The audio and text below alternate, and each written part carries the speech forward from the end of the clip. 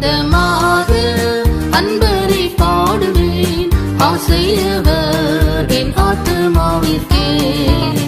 ஆனந்தமாக அன்பரை பாடுவேன், ஆசையவர் என் ஆத்துமாவிற்கே.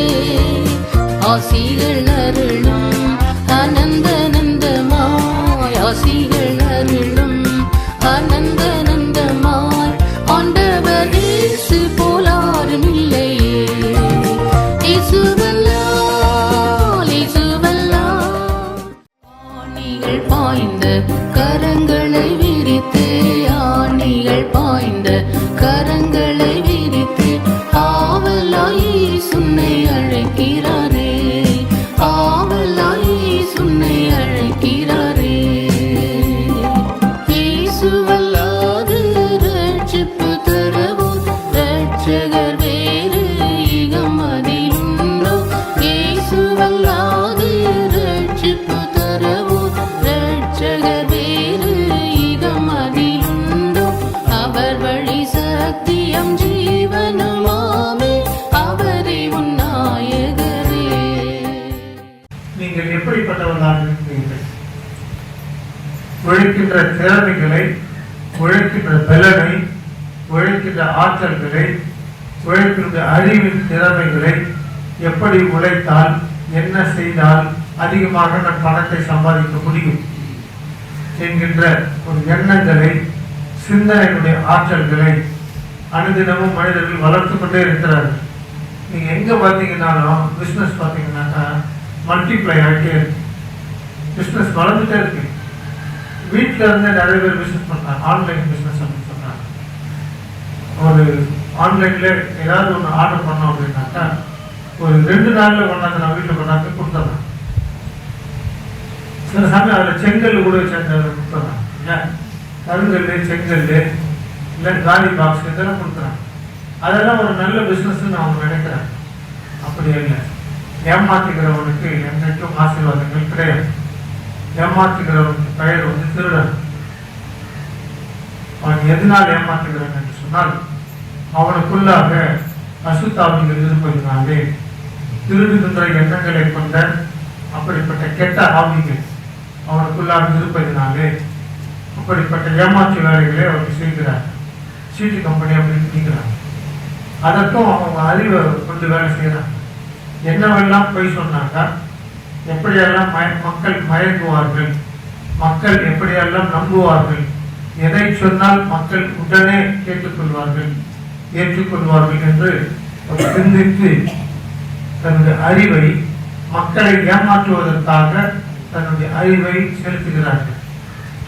மக்களை ஏமாற்றுவதற்காக இரவு முழுவதும் கண் விழித்து யோசித்து நண்பர்களோடு கூட ஆலோசனை செய்து எப்படியெல்லாம் மக்களிடத்திலிருந்து பணங்களை பிடிக்கலாம், எப்படியெல்லாம் மக்களை ஏமாற்றலாம் என்கின்ற ஒரு ஆலோசனை கூட்டம் செய்கின்ற வாலிபர்கள் பெரியவர்களாக இருக்கிறார்.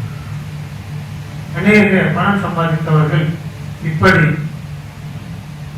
பொய் வார்த்தைகளை கேட்டு ஏமாற்று போய் தற்கொலை செய்து கொண்டிருக்கிறார். மாயமானமான வார்த்தைகளை கேட்டு அதிகமாக பணம் வரும் என்று நம்பி தான் உழைத்த சம்பாத பணங்களை சில கம்பெனிகளிலே முதலீடு செய்து ஏமாற்று போனதினால் சிலர் வட்டிக்கு வாங்கி அந்த சீட்டு கம்பெனியில் கொண்டு போய் கொடுத்து மீண்டும் அந்த பணம் திருப்பி கொடுக்காததினாலே, கடன் தொல்லையினாலே விஷம் குடித்து தற்கொலை செய்து கொள்கிறார்கள். ஒரு 6 மாதத்துக்கு முன்னாடி டிவியில் ஒரு நியூஸ் வந்தது. ஐடி கம்பெனியில் வேலை செய்கிற ஒரு வாலிப மகன் 2 பேரும் வேலை செய்கிற இடத்துலேயே கடன் மேல கடன், பைக் வாங்குறதுக்கு கடன், ஃப்ரிட்ஜ் வாங்குறதுக்கு கடன், ஏசி வாங்குறதுக்கு கடன், நகம் வாங்குறதுக்கு கடன், எல்லாவற்றிற்கும் கடன் வாங்கி வாங்கி வாங்கி கடைசியில் எதையுமே கட்ட முடியாம இருவரும் சேர்ந்து விஷத்தை குடித்துவிட்டு தன்னுடைய குழந்தைக்கு விஷத்தை கொடுத்து விட்டு அவர் மறுத்து போய்விட்டார். ஒரு மனிதனுடைய மரணத்திற்கு காரணம் ஒன்று நோய், இன்னொன்று பணம், ஒன்று வியாதி, இன்னொன்று ஆசை. இவைகளெல்லாம் மனிதர்களை கொண்டு கொண்டே இருக்கிற மனிதர்கள் சீக்கிரமாக சார்ந்தக்கூடாது.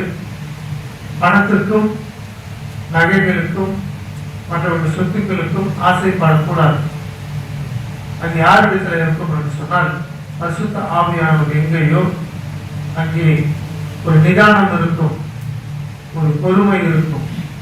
இந்த பரிசுத்த ஆவியானவருடைய அபிஷேகத்தை பெற்றுக்கொள்வது இந்த காலத்து மனிதர்களுக்கு, சபைக்குள்ளாக இருக்கிறவர்கள், சபைக்குள்ளாக இல்லாதவர்களுக்கு எல்லோருக்கும் பரிசுத்த ஆவியானவர் மிக மிக அவசியம். பரிசுத்த ஆவியானவர் நம்மை கரம் பிடித்து வழிநடத்துகிறவராக இருக்கிறார். இயேசு சொன்னார், நான் அனுப்பப் போகின்ற பரிசுத்த ஆவியாகிய தேற்றரவாளன் உங்களை வழிநடத்துவார். நாளைக்கு என்னது நடக்கப் போகிறது என்பதை முன்னமே உங்களுக்கு தெரிவிப்பார். நீங்கள் பாவம் செய்யாதபடிக்கு உங்களை அந்த பரிசுத்த ஆவியானவர் கண்டித்து உணர்த்துவார். நீங்கள் செல்ல வேண்டிய பாதை இதுவே என்று சொல்லி அவர் உங்களுக்கு வழிகாட்டுவார். எனவே மனிதர்களுக்குள்ளாக மனித ஆவி இருக்கிறது. மனித ஆவிக்குள்ளாக பல விதமான மிருகத்தினுடைய ஆவிகள், செத்து போன மனிதனுடைய ஆவிகள், இந்த உலகத்தை ஆண்டு கொண்டிருக்கின்ற பிசாசனுடைய ஆவிகள், சாத்தானுடைய ஆவிகள் சில மனிதர்களுக்குள்ளாக இருக்கிறது. கைத்தட்டி பாட்டு பாடுறவங்களுக்குள்ள கூட அது இருக்கு. வசனத்தை மனப்பாடமா சொல்றவங்களுக்குள்ள கூட சில பில்லி சூன்ய மாந்திரிகத்தின் ஆவிகள் இருக்கு. தீர்க்க தரிசனம் சொல்றவங்களுக்கு கூட சில அசுத்த ஆவிகள் இருக்கு. அழகா பிரசனம் பண்ணுவாங்க, அழகா பாட்டு பாடுவாங்க, அவங்க தான் பெரிய தப்பை பண்ணுவாங்க. அது எப்படி? கர்த்தருடைய வார்த்தைகளை நல்லா சொல்றாங்க, கர்த்தரை ரொம்ப அழகா புகழ்ந்து பாடுறாங்க, ராகம் தாளம் தவறாம அழகா நேர்த்தியா பாடுறாங்க, உலகத்தில் பலர் ரசிக்கிறாங்க. ஆனா அவர்களுக்குள்ளாக கூட அசுத்தாவிகள் குடியிருந்து ஏதோ ஒன்றுக்கு அவர்களை அடிமையாக்கி வைத்திருக்கிறது. அது அவர்களுக்கு நன்றாக தெரியும். இந்த பாடல் பாடுவதற்கு முன்பாக, இந்த ஆலயத்திற்குள்ளாக வருவதற்கு முன்பாக, கர்த்தருடைய வசனங்களை கேட்பதற்கு முன்பாக, திருவிருந்து எடுப்பதற்கு முன்பாக என்ன தவறை அவர்கள் வீட்டிலே செய்துவிட்டு வந்தார்கள், வேலை செய்கின்ற இடத்தில் என்ன தவறை செய்திருக்கிறார்கள், செய்து கொண்டு இருக்கிறார்கள் என்பது நன்றாக தெரியும். இந்த ஆண் மகனுக்கும் தெரியும், அந்த பெண் ஸ்திரீக்கும் நன்றாக தெரியும். யாருக்கும் எதுவும் தெரியாமல் எந்த தவறும் நடத்தாது. யாருக்கும் எதுவும் தெரியாமல் நன்மைகள் செய்ய முடியாது. நன்மை செய்தாலும் அது நமக்கு நன்றாக தெரியும், தீமை செய்தாலும் அது உங்களுக்கு நன்றாக தெரியும். எல்லாம் உணர்ந்துதான் செய்கிறோம். ஒரு ஏழைக்கு 10 பைசா கொடுக்கணும்னு வச்சுக்கோங்களேன், தெரியாம நம்ம கண்ணை முடிச்சு கொடுக்கறது இல்லை. பாக்கெட்ல எடுக்கும் போது இந்த 10 பைசா அளவு என்னன்னு தெரியணும். 50 பைசா அளவும் நமக்கு நல்லா தெரியும், 10 ரூபாய் அளவும் நமக்கு நல்லா தெரியும். காயினுடைய சைஸ் இல்லையா தெரிஞ்சுதான் நம்ம என்ன பண்றோம், 10 பைசா தான் போடுறோம் தெரியும். ஏன் 10 ரூபாய் மாற்றக்கூடாதா? மாற்றணும்னா முடியும்.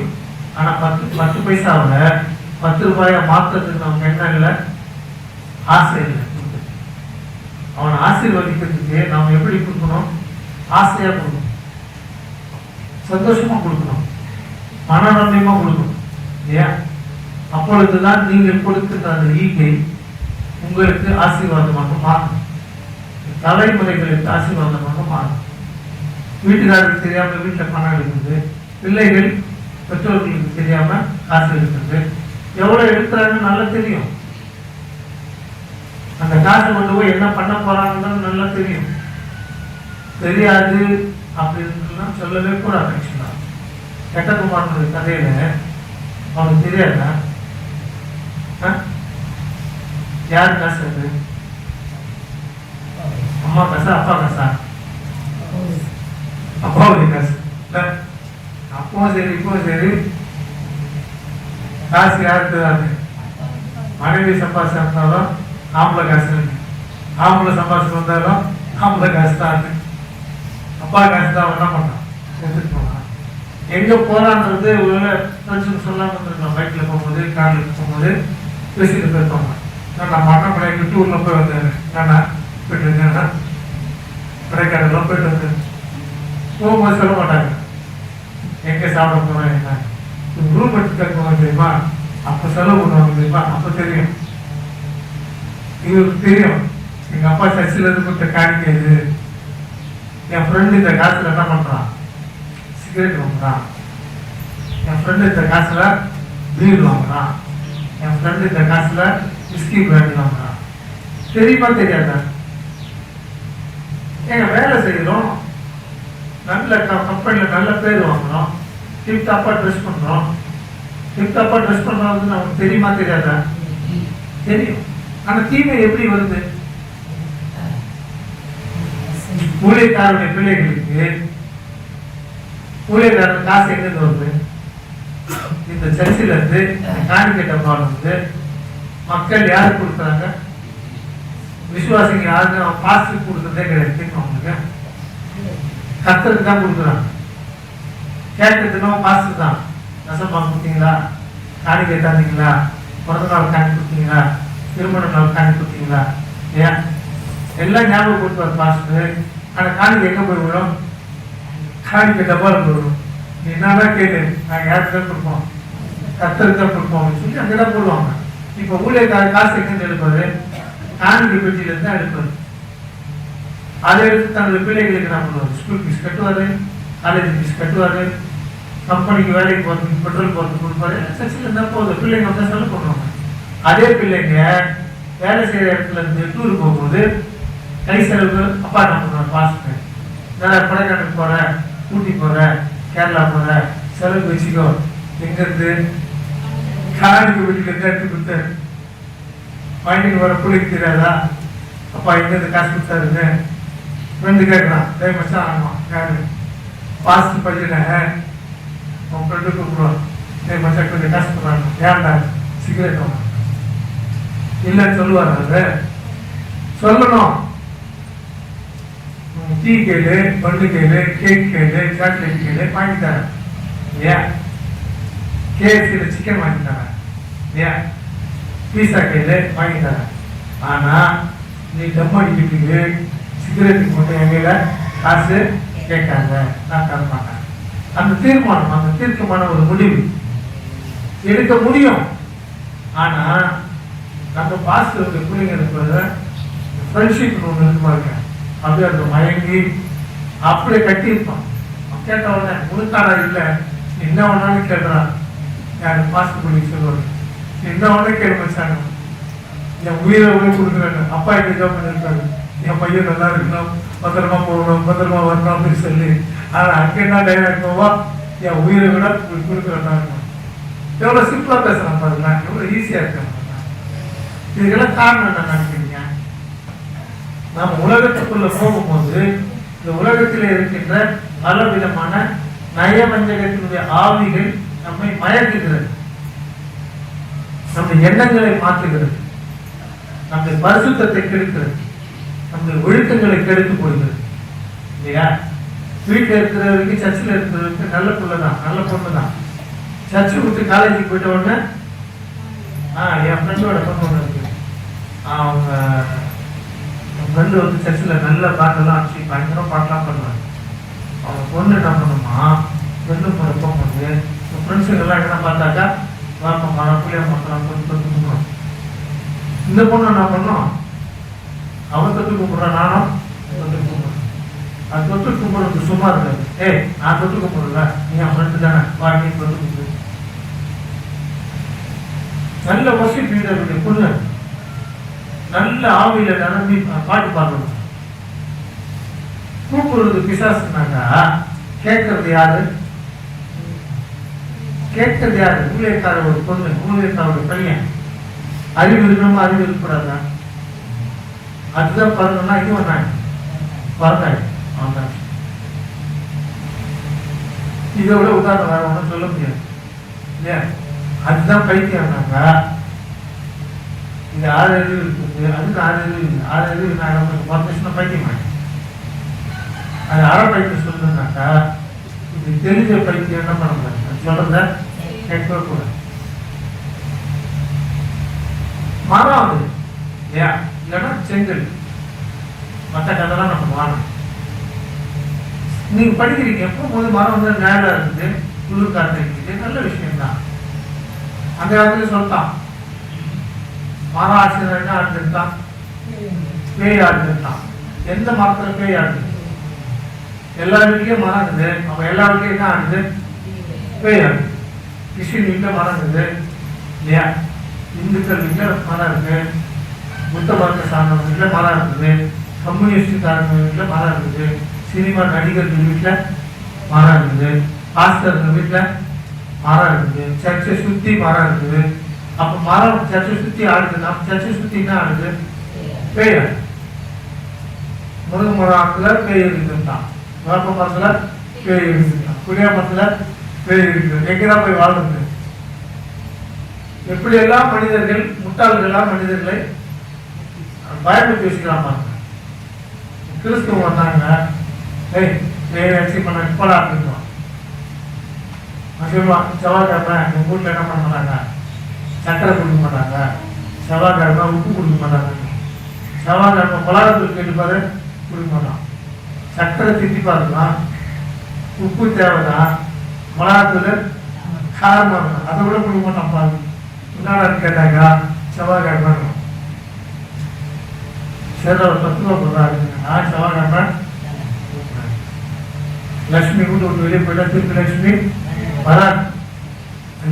லட்சுமிக்கு இன்ஷியல் என்னன்னு தெரியல.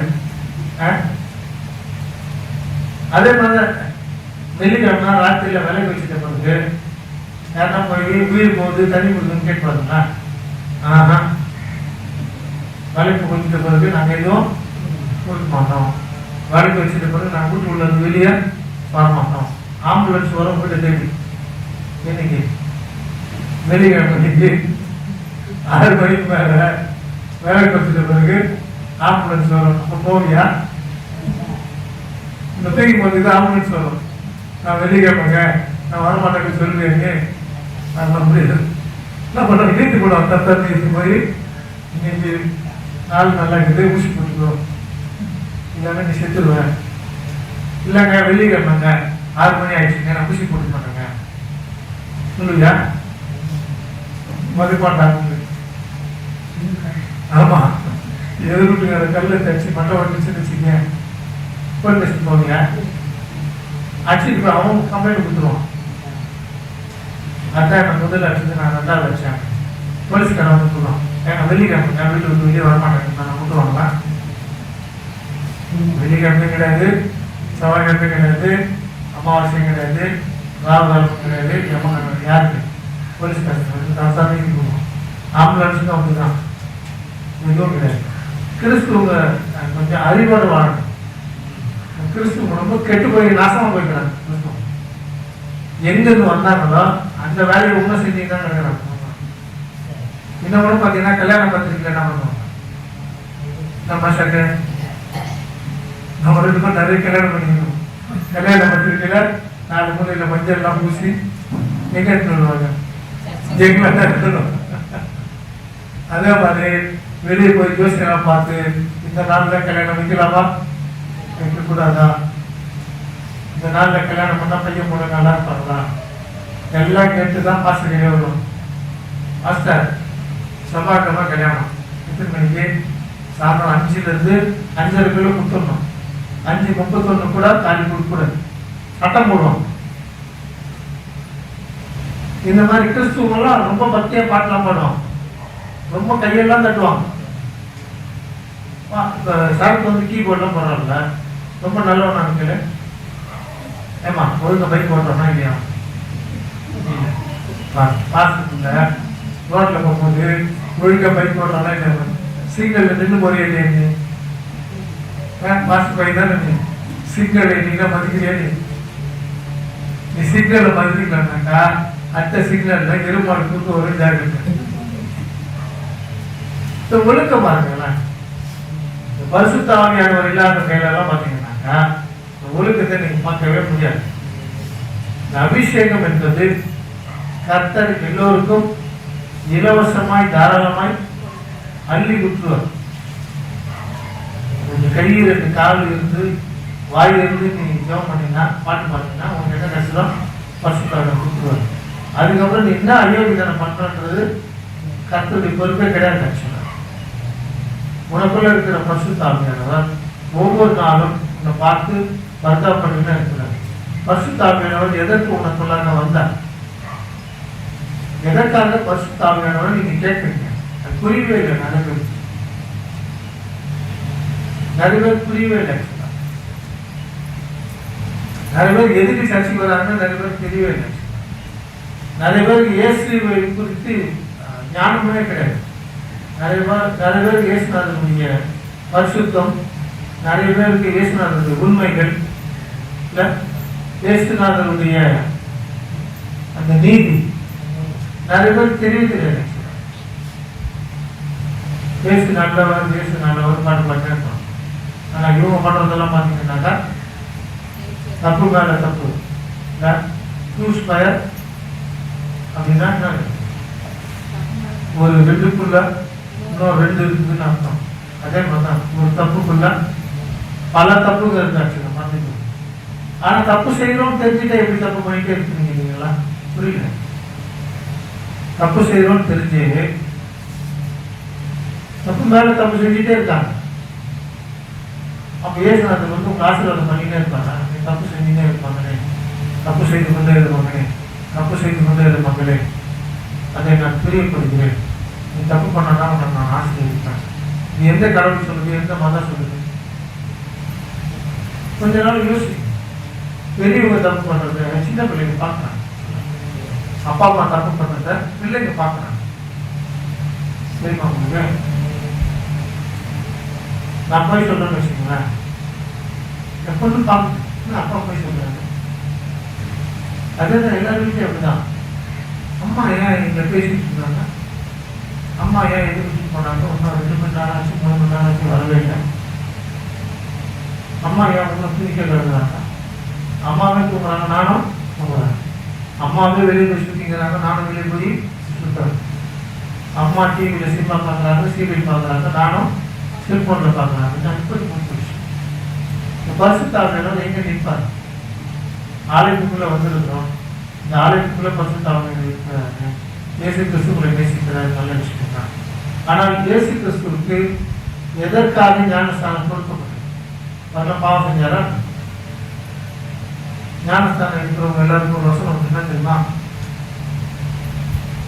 மனம் திரும்பி தன்னுடைய பாவத்தை அறிக்கை செய்தால் நீங்கள் பரிசுத்த ஆவியை பெற்றுக் கொள்வீர்கள். அப்போஸ்தலர் 2ஆம் அதிகாரத்தில் நீங்கள் மனம் திரும்பி ஞானஸ்தானம் பெற்றுக்கொண்டால் பரிசுத்த ஆவியானவரை பெற்றுக்கொள்வீர்கள். பரிசுத்த ஆவியை பெற்றுக்கொள்ள வேண்டும் அப்படின்னு சொன்னாங்க. நம்ம முதலாவது என்ன பண்ணணும்? மனம் திரும்பணும். மனம் திரும்புதல் இல்லாமல் நமக்கு பாவ மன்னிப்பு கிடையாது. சாலமோன் ஞானி பல வருஷத்துக்கு முன்னாடி சொல்லிட்டாங்க. என்னன்னு? இந்த பாவங்களை அப்புறம் அதை அறிக்கை செய்து விட்டு விடுகிறவனே. அறிக்கை பண்றது ஒரு பெரிய மேட்டரே கிடையாது. அறிக்கை செய்து அதை விட்டுடணும். நான் காரில் போகும்போது சமயம் 100-120 போவேன். சில வண்டியை நான் ஓவர்டேக் பண்ணும்போது என் வண்டி 110 120 போய் ஒரு பஸ்ஸு ஒரு லாரி தாண்டி போவேன். வீட்டில் உட்காந்து யோசிப்பேன், எதுக்கு நம்ம அந்த வண்டியை ஓவர்டேக் பண்ணோம், எதுக்கு நம்ம ஒரு வேகமாக வந்தோம்? Yes, I was thinking. அது ஒரு செகண்ட்ல என் வண்டி அந்த வண்டி மேலே அடிச்சிருந்தாலும் சரி, அந்த வண்டி என் வண்டி மேலே அடிச்சிருந்தாலும் நான் அவுட்டு. எதுக்கு அவ்வளோ வேகம் நான் வந்தேன்? I ask my self question, ஏன் அவ்வளோ வேகம் வந்தேன், ஏன் அந்த வண்டி ஓவர்டேக் பண்ணேன்? இப்போ கூட நான் வரும்போது என்னை தாண்டி ஒரு 6-7 வண்டி போச்சு. அப்போ நான் என்ன பண்ணேன்? யோசிச்சுட்டு வரேன். நான் சர்ச்சைக்கு போகிறேன், நிதானமாக போகணும், பொறுமையாக போகணும், என்னை நானே என்ன பண்ணக்கூடாது, டென்ஷன் ஆக்கிக்கூடாது, ரோட்டில் போகிறவனே நான் டென்ஷன் பண்ணக்கூடாது. டிசிப்ளின். நான் எங்கே போகிறேன் ஞாபகத்தோட வரேன், சர்ச்சைக்கு போகிறேன். ஆனால் வீட்டுக்கு போகும்போது அந்த ஞாபகம் இல்லை. சர்ச்சைக்கு வரும்போது இருக்கிற ஒரு பயம், என் வீட்டுக்கு நான் போகும்போது பயம் இல்லை. டிஃப்ரெண்ட் பார்த்தீங்களா? ஒரே ஆளுக்குள்ள ஒரே கார் தான், ஓட்டுறது ஒரே ஆள் தான். என் வீட்டுக்கு போகும்போது இருக்கிற ஒரு அசதி பயம் இல்லாமல் சர்ச்சுக்கு வரும் பொழுது ஒரு பயம் இருந்து நான் சர்ச்சுக்கு போனேன். I need discipline. இங்க வரும்போது இருக்கிற பரிசுத்த ஆவியானவர், நான் வீட்டுக்கு போகும்போது எங்க போயிட்டாரு, பரிசுத்த ஆவியானவர் இருந்தா உங்களுக்கு பிரயோஜனம். பரிசுத்த ஆவியானவர் இருந்தா உங்க வாழ்க்கை முழுவதுமே ஒரு பெருத்த ஒரு ஆசீர்வாதத்தை கொண்டாங்க. அல்லேலூயா. கிறிஸ்துவுக்குள் அன்பான சகோதர சகோதரிகளே, கிறிஸ்துவில் அல்லாதவர்களே, இயேசு கிறிஸ்துடைய கட்டளையின்படி இயேசு சொன்ன வார்த்தைகளை கேட்டு கீழ்ப்படிந்து தங்களுடைய வாழ்க்கையை நடத்தி கொண்டிருக்கிறவர்களே, உங்கள் யாவருக்கும் அடியேனுடைய அறைகூவலை கொண்டு வருகிறேன். எனக்கு கர்த்தர் கொடுத்த ஒரு ஊழியம் என்பது தொழுநோயாளிகள் மத்தியிலே பணி செய்வது.